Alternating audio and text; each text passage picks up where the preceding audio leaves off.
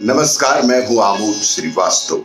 Amazing thought, amazing message, amazing information की दिशा में आज एक कदम और आगे। आज के इस दो चिंतन का विषय है अनुभव की सीमा और प्रतिद्वंदी को समझना। आपको ये मेरा वीडियो अच्छा लगे तो लाइक करें, शेयर करें और लाल बटन दबाकर सब्सक्राइब अवश्य करें। साथ ही बेल आइकन दबाना बिल्कुल ना भूलें। आज के इस प्रथम चिंतन का विषय अनुभव की सीमा। अगर ये शरीर उसी मिट्टी का बना है जिस पर हम चलते हैं, तो फिर हमें ऐसा अनुभव क्यों नहीं होता? हम पूरी धरती को अपने हिस्से के रूप में कैसे अनुभव कर सकते हैं? जब आपका जन्म हुआ था, आपका कद कितना था? अब बढ़कर आपका कद कितना हो चुका है? इस बीच उसके बढ़कर विकसित होने के लिए आपने क्या क्या किया? आप कहेंगे कि उसे हमने खाना दिया, लेकिन आपको भोजन कहां से मिला? इसी माटी से ना। आपकी खाई हर एक चीज, साग, सब्जी और अनाज इसी माटी से ही तो तैयार हुए हैं।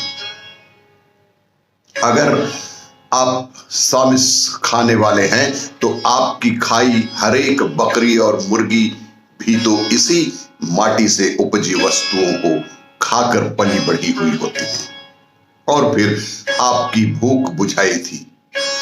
जैसे भी हो, कुल मिलाकर मूल रूप से इसी माटी से आपका शरीर बना है। ज्यों ज्यों आपके शरीर में माटी जुड़ती गई, आपने उसे मैं कहकर अपना लिया। जैसे जैसे आपके इस नन्हे छोटे से शरीर में माटी से उपजी सारी चीजों जुड़ती गई, आपने उसे मैं कहकर अपना लिया। एक लोटे में जल रखा है, क्या वह जल और आप एक हैं? आप कहेंगे नहीं। उस जल को लेकर पी लीजिए। जब वह आपके शरीर में मिल गया, उसे क्या कहेंगे? अब वह आप बन गया ना।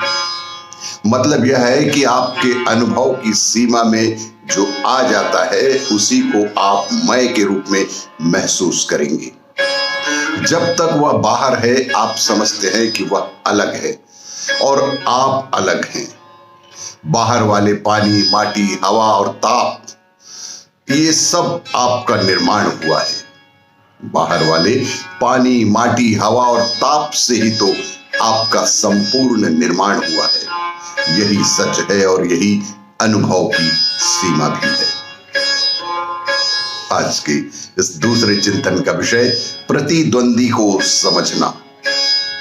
प्रतिद्वंदी को हराने के लिए उसे समझना बेहद जरूरी है। 1998-99 में टेनिस खिलाड़ी आंद्रे अगासी और बोरिस ब्रेकर ने 3 गेम खेले। सभी में बोरिस ब्रेकर ने आंद्रे अगासी को हरा दिया।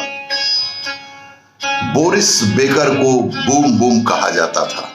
उनकी सर्विस के कारण उनकी सर्विस इतनी शक्तिशाली थी कि कोई भी गेंद नहीं लौटा पाता था। तो आंद्रे अगासी ने वापस जाकर सैकड़ों घंटे बोरिस ब्रेकर की सर्विस को ध्यान से देखने में लगाए। फिर उन्हें समझ आ गया। अगले 3 सालों में दोनों के बीच 11 गेम हुए और उन्होंने 10 में उन्हें हरा दिया।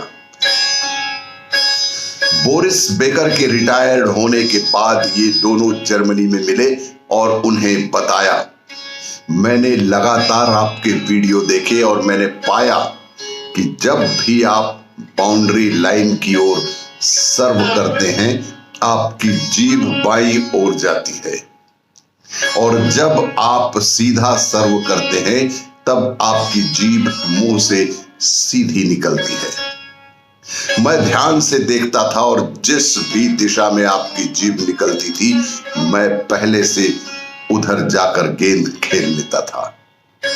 बोरिस ब्रेकर कुर्सी से गिरते गिरते बचे।